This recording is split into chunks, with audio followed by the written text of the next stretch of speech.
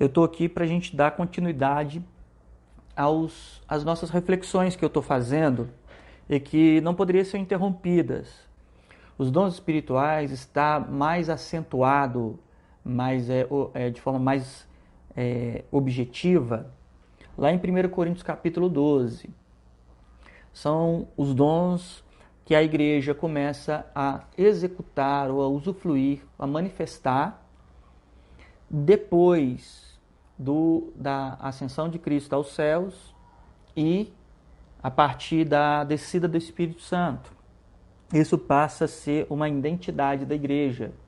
Até então, da igreja do primórdio ali, né? O primeiro corpo reunido ali entre os irmãos começam a manifestar alguns sinais. Então, o que é importante entender? Que os sinais, os dons, assim como os sinais que foram promovidos, esses sinais vieram como manifestação ou demonstração da nova aliança, do novo pacto. Quando Deus fez um pacto com Moisés na antiga aliança, ele manifestou sinais, né? Nós vimos o Senhor falar com Moisés no Monte Horebe, nós vimos o Senhor usar Moisés e Arão diante de Faraó, nós vemos o Senhor trazer 10 pragas sobre o Egito, nós vimos o Senhor manifestar uma coluna de fogo no trajeto da caminhada do povo hebreu, a nuvem também que os cobria. Nós vimos sinais como a travessia do mar, e inúmeras outras. Estes sinais eram para evidência do pacto ou da aliança que Deus estava fazendo. E nesse pacto que Deus faz com o povo hebreu, ele manifesta os seus mandamentos. Né? Quando eu queria que você pudesse abrir aí em Êxodo 20, antes dele começar os 10 mandamentos, que Êxodo 20 o Senhor está dando os 10 mandamentos, através ali de Moisés, lá no Monte Sinai. E o capítulo 20, versículo 1, ele começa assim: Então falou Deus todas estas palavras dizendo, olha o versículo 2, Eu sou o Senhor teu Deus, que te tirou da terra do Egito e da casa da servidão. O que isso significa? Quando Deus está dando ao povo hebreu os 10 mandamentos, antes dele iniciar, não terás outro Deus, ou todos os demais mandamentos, ele comunica previamente quem é que está dando aqueles mandamentos. Ele está falando aquele que fez tais sinais. Quais sinais? Aquele que teve poder para tirar vocês de uma escravidão. E como que ele tira esse povo da escravidão? Com sinais, como eu disse. A sarça que queimava e não se consumia no chamado de Moisés. Depois, Moisés e Arão diante do faraó, com o cajado virando serpente, com a mão leprosa sendo recuperada. Enfim, inúmeros sinais. Depois as 10 pragas, a travessia do mar, inúmeros sinais. A morte de todo primogênito e o livramento dado ao povo hebreu com o sangue do cordeiro sobre a porta. Então ele diz, olha, eu sou o Deus que tirou vocês da terra do Egito. Estes sinais, eles serviam como algo para corroborar, fortalecer a doutrina ou, no caso, a lei que Deus iria aplicar a Israel naquele primeiro pacto. O primeiro pacto. Então Deus começa a usar esses sinais, né? Então ele faz esses sinais, Israel entende, vê, contempla que Deus é poderoso, que através de Moisés está havendo aquela obra, e eles começam agora a se atentar àquilo. Lógico que nós estamos falando de uma lei escrita em pedras, né? E isto era uma lei só instituída como uma instituição teocrática para eles. Então eles ouviam a lei e buscavam cumprir. A lei tinham as leis cerimoniais, os critérios jurídicos ali sobre o crime cometido, como que era considerado crime adultério, era considerado crime a prostituição, inúmeras outras coisas. Esta lei era uma lei escrita na pedra. E agora, pela obra do Espírito em Jesus Cristo, nós temos agora um novo pacto. Assim como o pacto em Moisés inicia-se com Moisés ali subindo ao Monte Sinai, o nosso pacto, o novo pacto, esse último pacto, ele acontece com Cristo subindo ao Calvário. Assim como Moisés subiu ao Sinai e recebeu do Pai ali os princípios daquela lei, agora nós recebemos o Espírito da obra de Cristo. O Senhor Jesus diz: é necessário que eu vá para que o Consolador venha. Então, Cristo no Calvário inicia-se a obra do novo pacto, em que ele, como Cordeiro, ele sofre a morte pelos nossos pecados e ao terceiro dia ressuscita para a comprovação da nossa salvação, evidência de nossa salvação. É por isso que Paulo vai dizer lá em 1 Coríntios 15, se Cristo não ressuscitou, em vão é a nossa pregação. Então, na morte, ele inaugura o pacto, dizendo, olha, está consumado, está concluído. Na sua ressurreição, ele evidencia a obra concreta disso.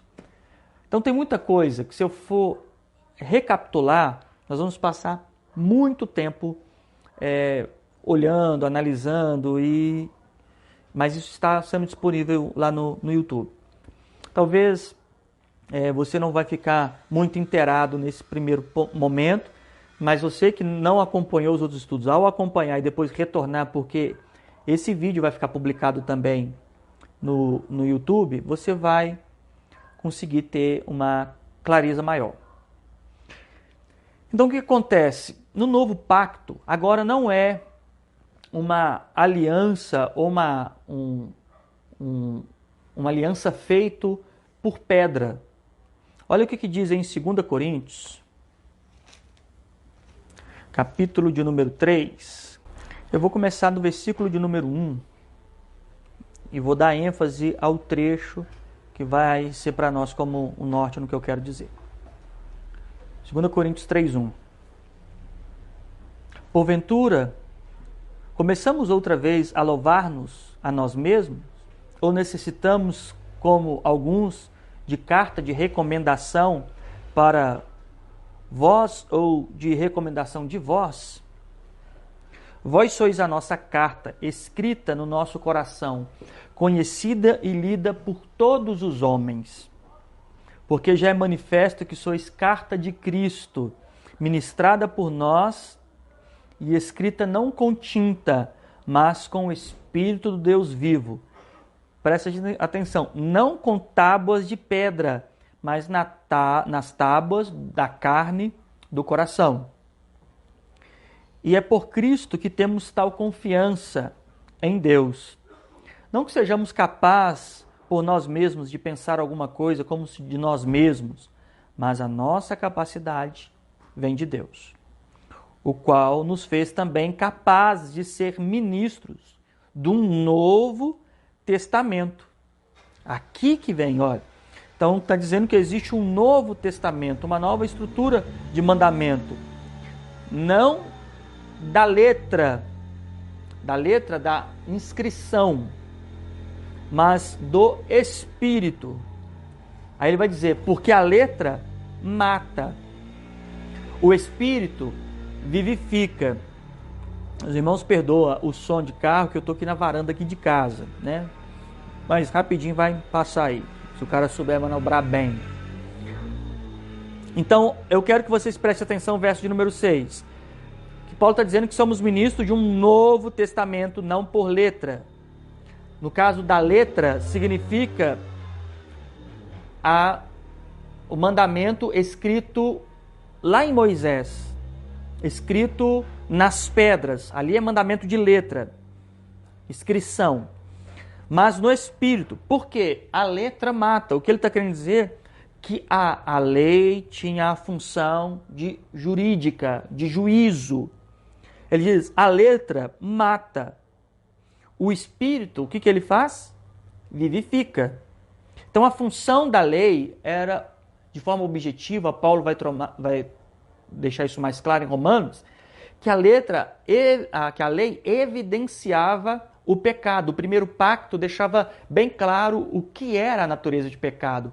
Paulo chega a dizer que sem a lei ele não fazia noção do pecado, mas pela lei ele entende a gravidade do pecado. Então o que nós enxergamos?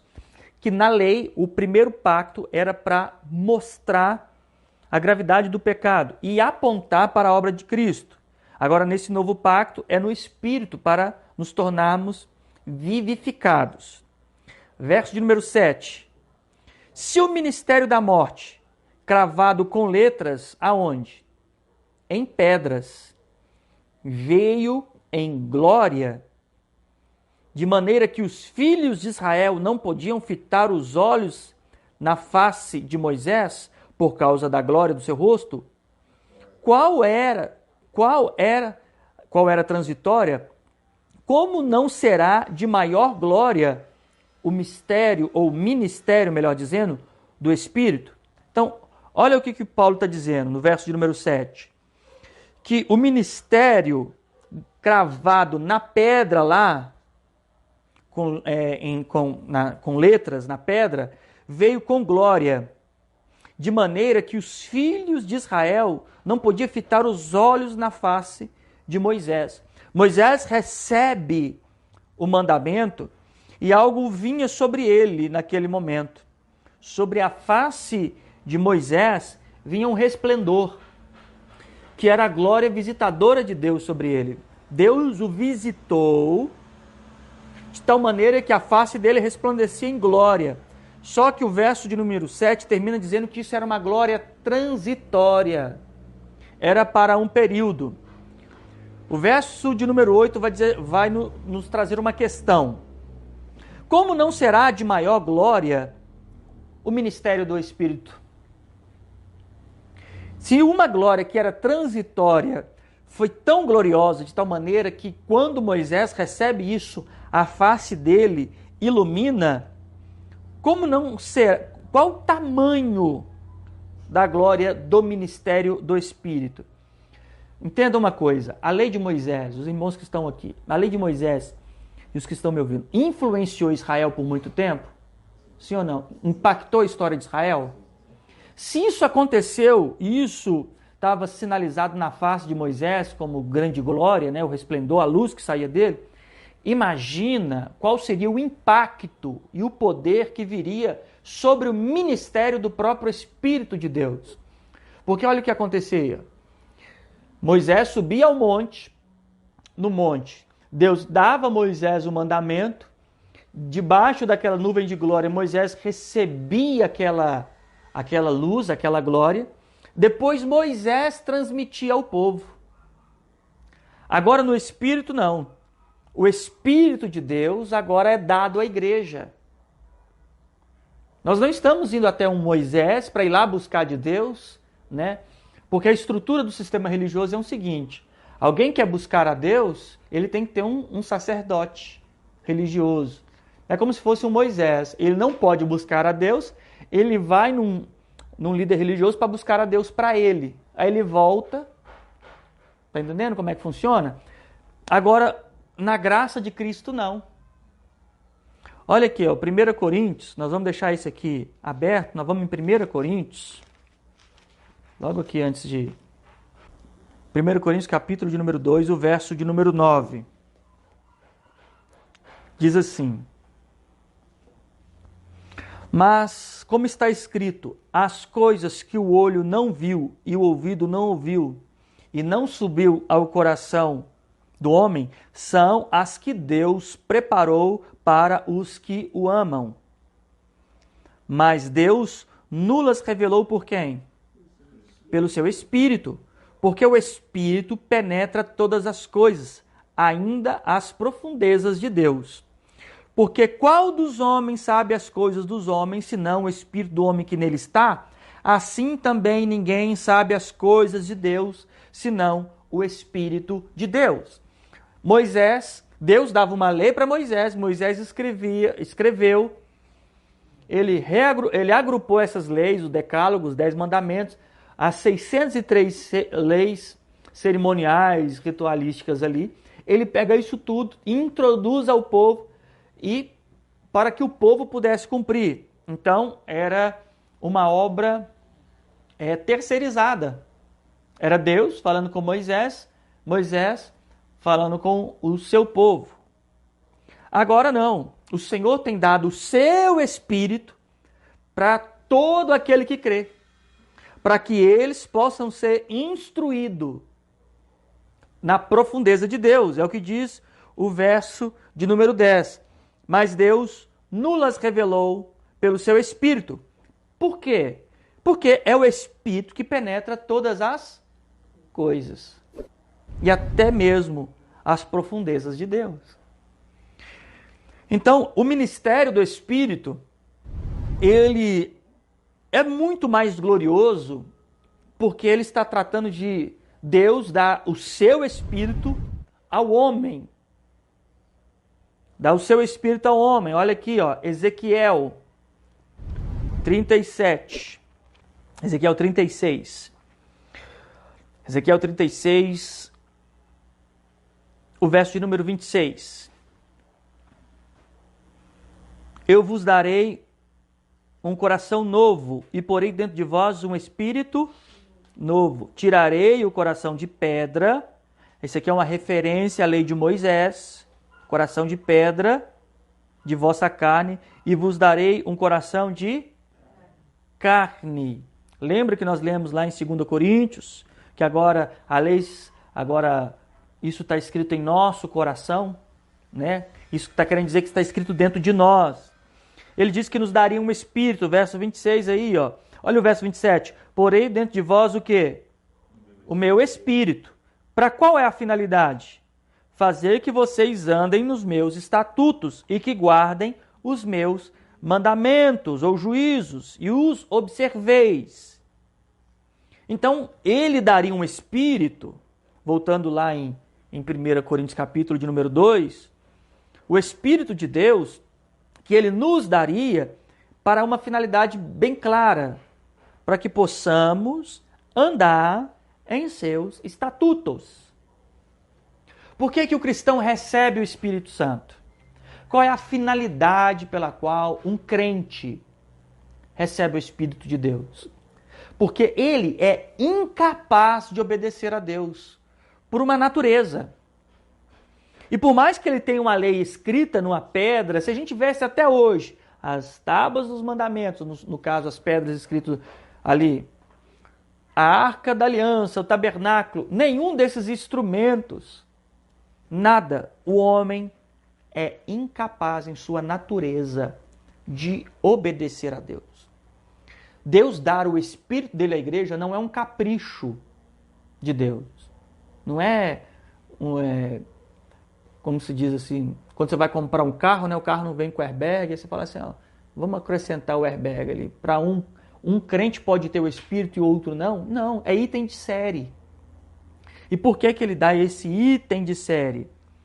Abre aí, Romanos capítulo de número 8. Verso de número 5.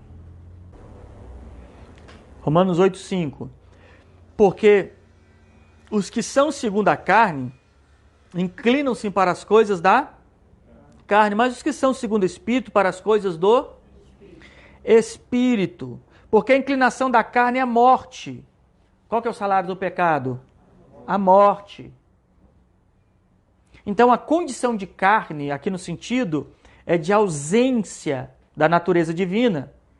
Verso de número 6, porque a inclinação da carne é morte, mas a inclinação do Espírito é vida e paz.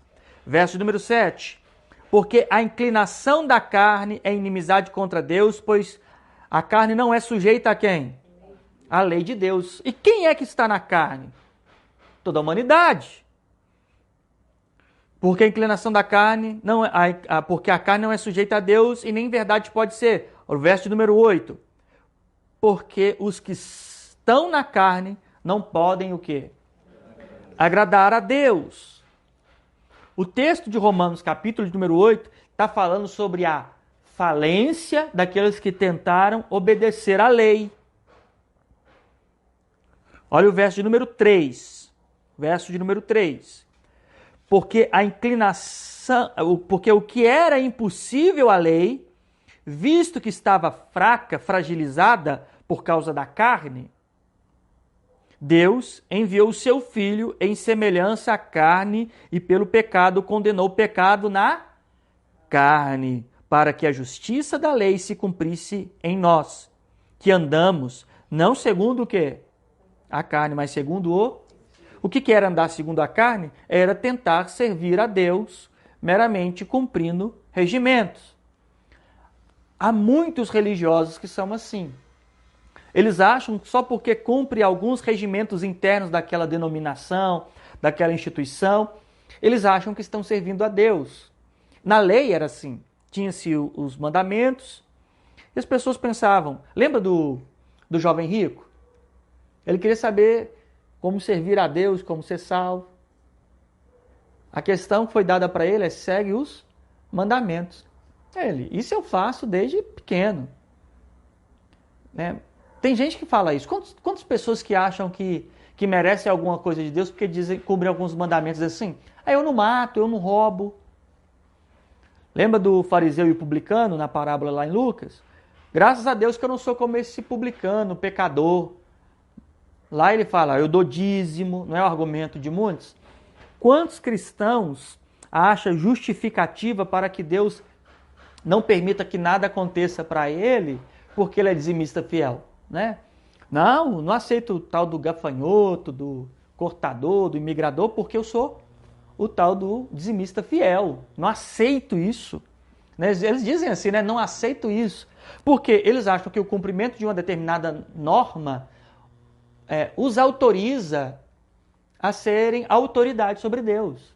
Eu fico pensando agora, esses dizimistas fiel que não aceita nada, agora nessa crise de coronavírus, o que eles estão arrumando, hein? Eles não estão aceitando também? Como é que isso acontece?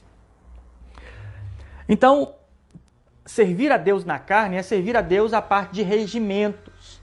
Tem instituição que são assim, eles até determinam o que pode e o que não pode. Tem instituição, por exemplo, que o indivíduo não pode usar bermuda, que não pode ver TV, não pode fazer aquilo. São normas. E a pessoa pensa assim: não, eu cumpri nessas normas, estou servindo a Deus. Mas Paulo vai dizer em 1 Coríntios que o Espírito conhece as profundezas de Deus. Ele foi dado a nós para que pudéssemos ter compreensão das coisas de Deus. Os que estão na carne não conseguem servir a Deus porque eles servem a Deus por regimentos. Isto surge uma natureza hipócrita. O religioso, ele é potencialmente hipócrita. Eu posso dizer, sem medo de errar, que um indivíduo que serve a Deus por instrumentalidade religiosa, ele é essencialmente hipócrita. Porque ele vai demonstrar falta de zelo, falta de amor, falta de misericórdia, dando valor ao ritual. Olha o que acontece com o Senhor Jesus. O Senhor Jesus, curando no sábado, lembra disso, que Jesus estava curando no sábado? Os judeus não queriam matar Jesus porque ele estava curando no sábado. Eles começaram a querer matar Jesus porque ele estava curando no sábado. Porque o regimento da lei, para eles, proibiam até comer determinadas coisas, andar determinados passos, não podia colher. Como os discípulos de Jesus colheram lá uns milhos para comer. Então, eles queriam matar Jesus porque Jesus estava curando no sábado. Porque nos 10 mandamentos diz assim, para não trabalhar no sábado. Mas o mesmo os 10 mandamentos dizia: não matarás. E eles queriam matar Jesus porque ele estava descumprindo os 10 mandamentos. Com isso, eles descumpririam mesmo os 10 mandamentos. E por que eles não conseguiam entender isso? Porque eles não tinham o Espírito de Deus. E a religião é assim. A Inquisição católica, a Inquisição calvinista, tentar converter as pessoas pela força, né? O que diz as Escrituras? Que não será nem por força e nem por violência, mas pelo meu espírito. Então, o regimento religioso ele é assim. Então, na carne, não é sujeito a Deus. Mas ele, em 1 Coríntios 2, nós lemos que ele nos deu um espírito que conhece a profundeza de Deus. Ele é dado à igreja, como nós lemos lá em Ezequiel 36, para dar à igreja a capacidade de andar em seus estatutos. O Espírito, fundamentalmente, é dado para que a igreja possa andar nos estatutos, possa crer na palavra, possa compreender. Volta lá em 2 Coríntios 3.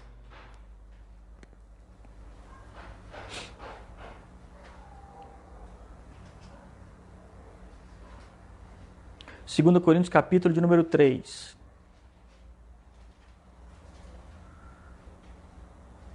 O verso de número 9.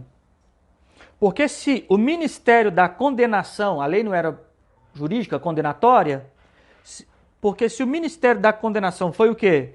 Glorioso, muito mais excederá em glória o ministério da justiça, que o verso de número 8 ele diz que é ministério de quem? Do Espírito.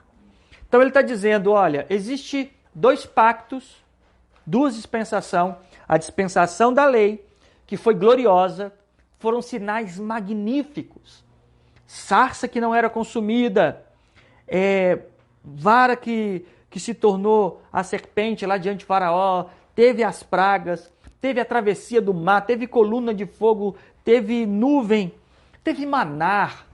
A gente poderia descrever, isso não é glorioso? Gente, já parou para pensar nisso? Né? Olha que glória! Quantas coisas maravilhosas, isso é profundo. Aí ele está dizendo assim, porém, o ministério do Espírito é muito mais glorioso. A obra que o Espírito Santo faria é muito mais glorioso. Lembra que a lei ela foi precedida de sinais gloriosos? Agora, a obra do Espírito é muito mais glorioso.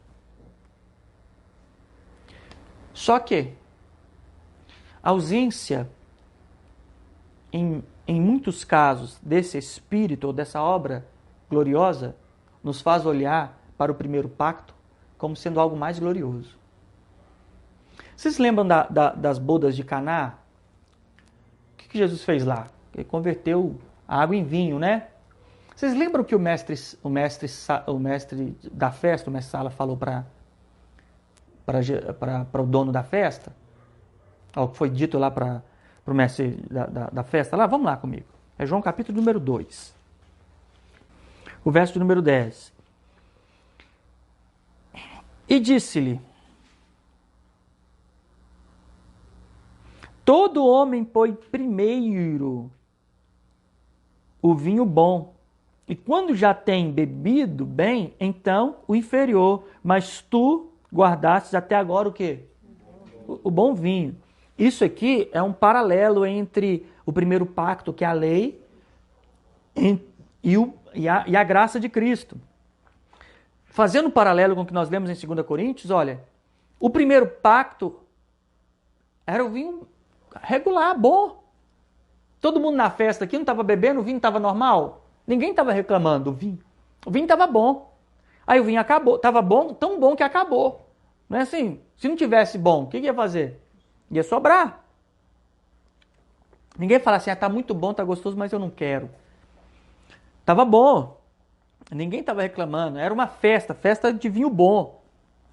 Só que quando Jesus fez o vinho dele, pelo poder da palavra dele, em que ele pega a água e converte no vinho mais delicioso daquela noite, o questionamento deles é o seguinte, olha, o normal é primeiro vinho ser excelente, depois todo mundo beber, está desinteressado de beber, aí deita o vinho de segunda linha. Mas o último vinho é que foi o melhor. Em paralelo com o primeiro pacto na lei, com o pacto em Cristo.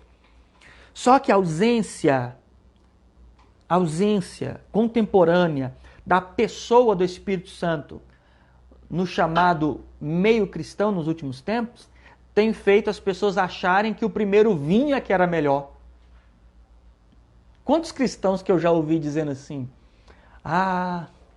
se eu fosse da época de Jesus, não é possível que se eu visse Jesus andando, pregando, eu ia servir Jesus demais.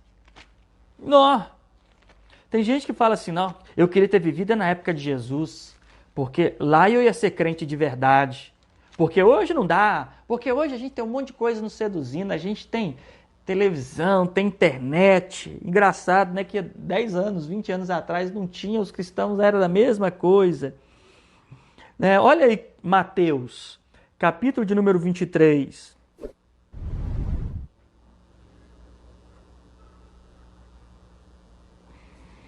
Mateus, capítulo de número 23, verso de número 29.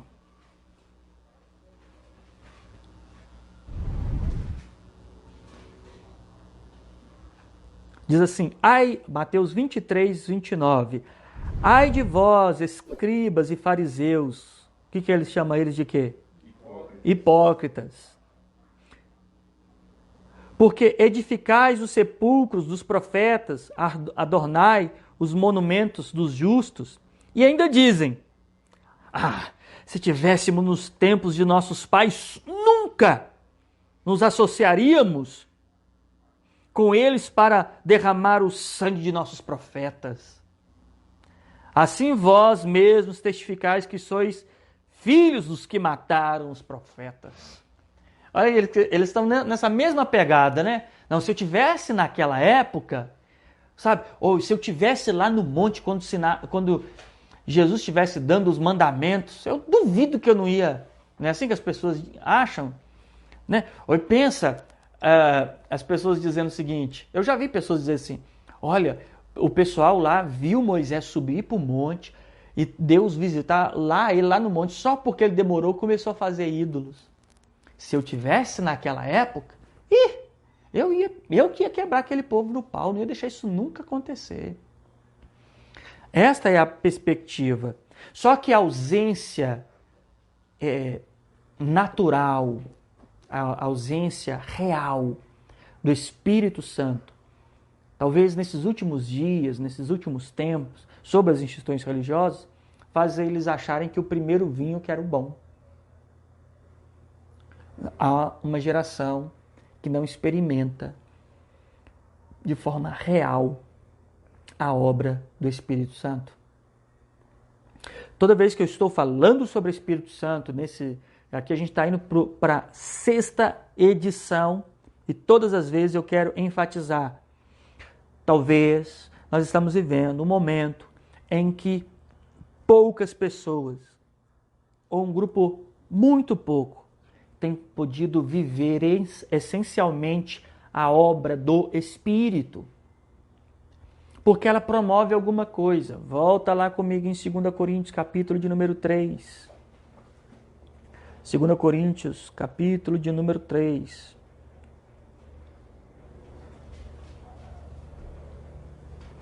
Olha o verso de número 11. Porque se o que era transitório foi para a glória, ou foi glorioso, muito mais em glória é o que permanece. Então, o que ele está falando? Nós estamos falando aqui no verso de número 8, que ele está dizendo que é o ministério, a obra do Espírito, que antigamente a lei era só transcrita, ordenanças humanas. Agora não, ela é cravada aonde?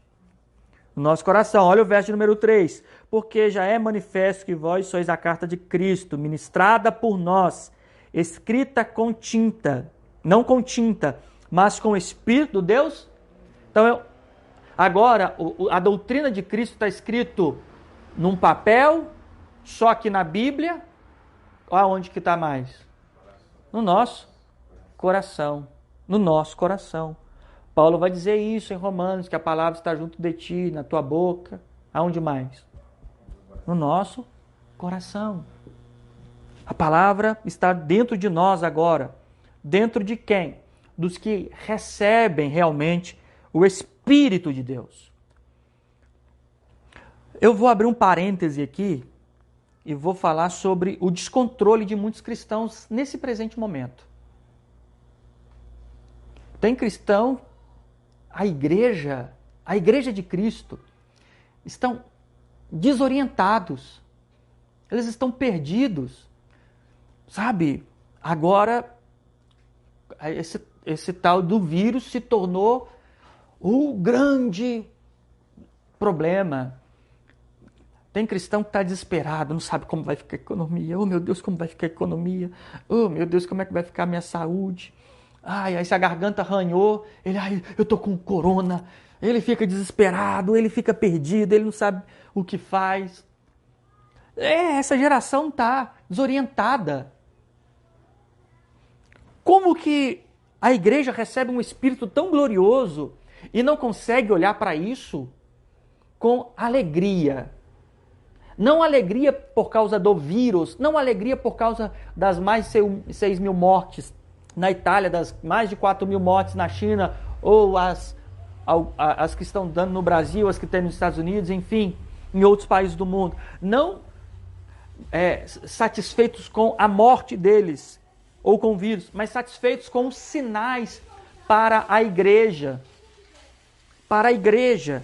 Então, irmãos, eu quero que vocês pensem exatamente nisso. A ausência do Espírito Santo tem trago para esta geração a ausência de discernimento, de compreensão. Olha para você ver. Volta lá em 1 Coríntios. 1 Coríntios, capítulo de número 2. Olha o Espírito que foi dado para a igreja. 1 Coríntios, capítulo de número 2.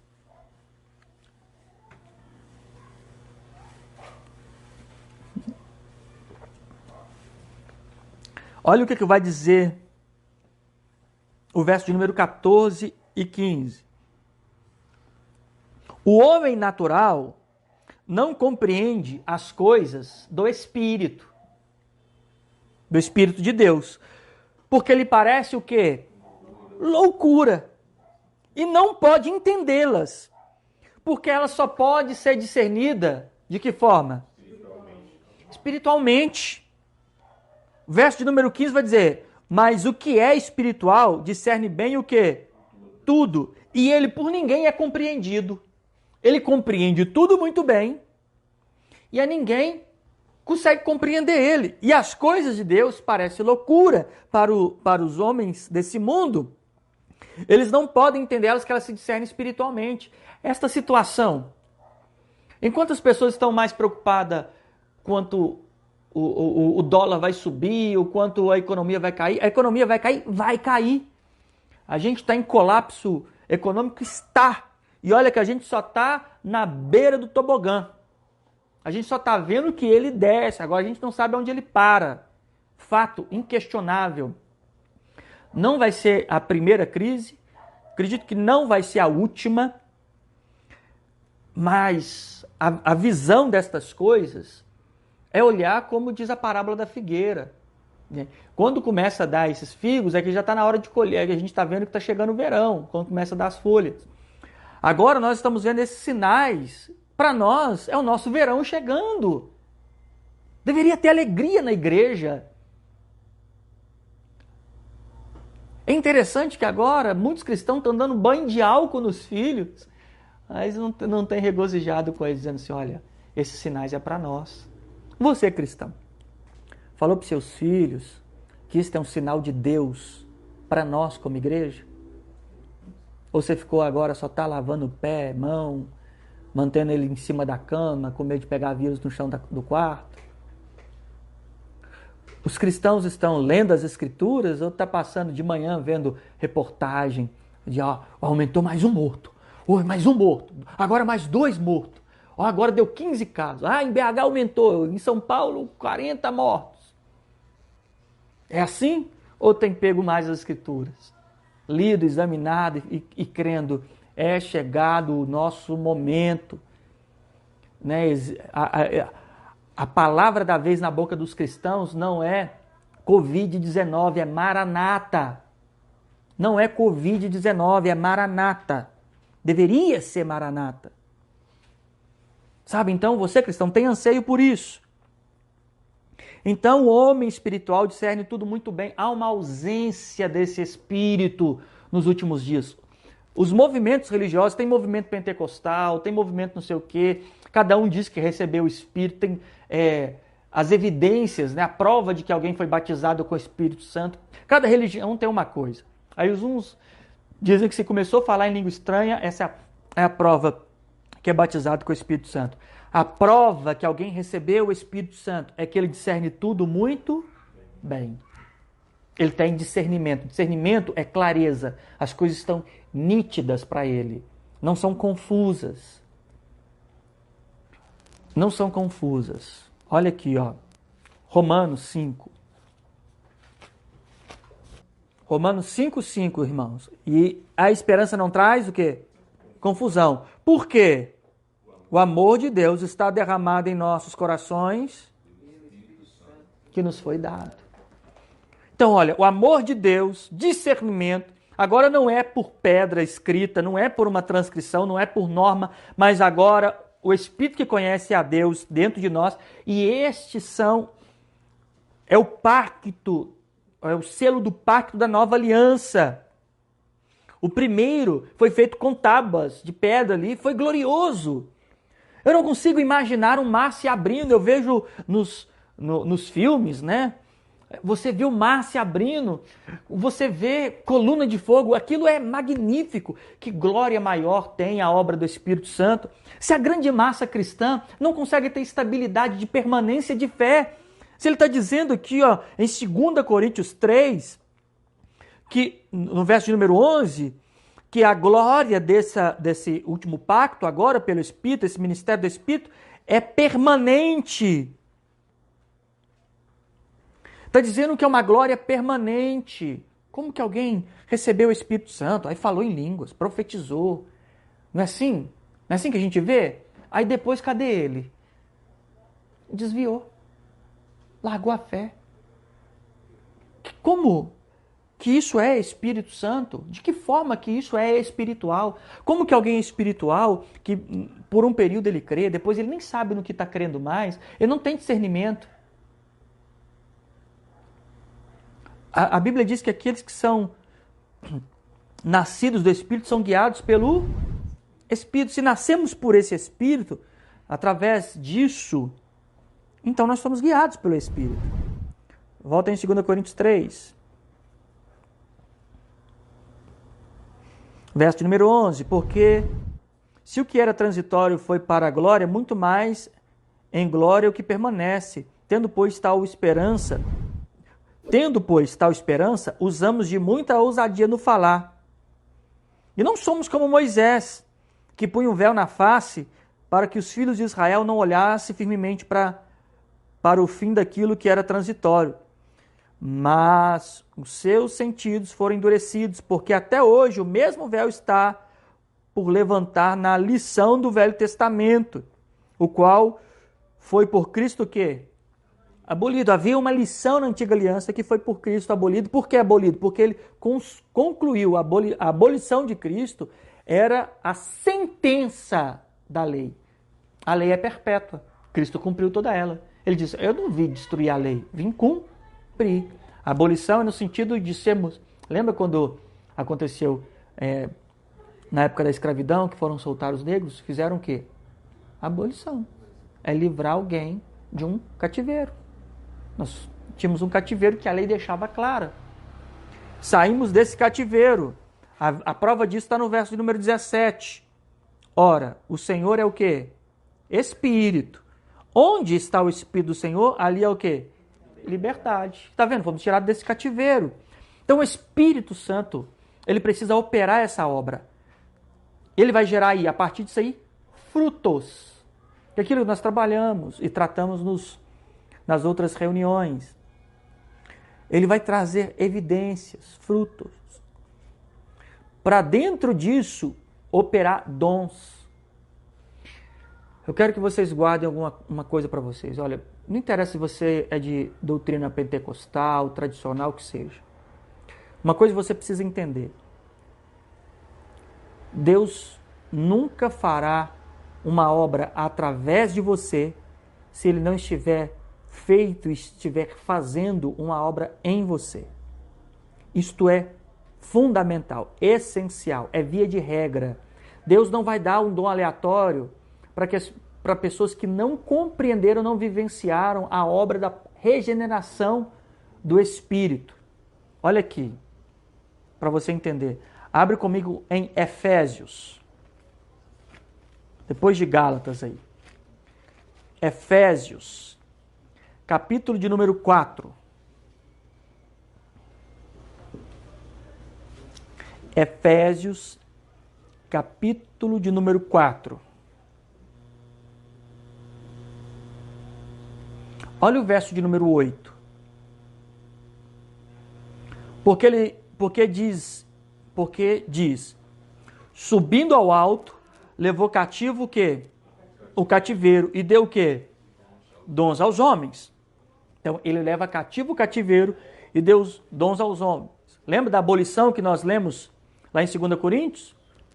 A abolição, o que era o nosso cativeiro? O pecado. E ele era evidenciado porque havia um decreto de lei que dizia que isto era pecado, estávamos cativos a isso. Agora, ele, na morte e na ressurreição de Cristo, ele levou consigo o cativeiro. O poder do quê? Do pecado. Depois você lê o poder da morte. Lembra lá de 1 Coríntios capítulo 15, que ele, a canção que Paulo canta, que ele diz, onde está, ó morte, os seus agrilhão ali, a sua vitória? Onde está o inferno, as suas correntes? Então, ele leva cativo esse cativeiro. E ao levar cativo esse cativeiro, ele dá o quê? Dons aos homens. Então, o que é levar cativo o cativeiro? É tirar a condição de escravo do pecado. Aí, em seguida, dá dons aos homens. No sistema religioso, o cara é profeta até o dia que você descobre que ele está em adultério. Olha pra você ver. Deu dom ao homem, mas não tirou o cativeiro. Ele ainda é cativeiro, ele está dentro de um cativeiro. E ele está falando em línguas, mas ele continua mentindo, ou ela continua mentindo. Acha a mentira natural. Tem cristãos que não têm dificuldade para mentir, gente. Ele não pensa duas vezes para mentir. Ele não se constrange, mas ele acredita que ele é profeta, ele acredita que ele tem dons espirituais. Talvez o cúmulo da arrogância religiosa é dizer, alguém achar que Deus vai me usar para uma obra sem fazer uma obra em mim. A obra essencial do Espírito. Ele levar o nosso cativeiro para dar dom. Então você precisa entender que antes dos dons, existe a evidência do cativeiro sendo levado, que ele vai chamar em Gálatas de fruto do Espírito. O que nós queremos com esse estudo? Pautar a essência do Espírito. Se a gente não cavar a estrutura própria do Espírito, é como se eu fosse construir uma casa. Eu vou falar com você, na hora que eu for falar sobre os dons espirituais, sobre profecia, sobre discernimento, sobre outras coisas, se eu fizer um telhado, se não ter a base correta, ela não vai ter sustentação. Você vai se esquecer disso. Você não vai compreender essas coisas. Tá ok? Então é isso que eu queria dizer para vocês. Medita nessas coisas que a gente falou.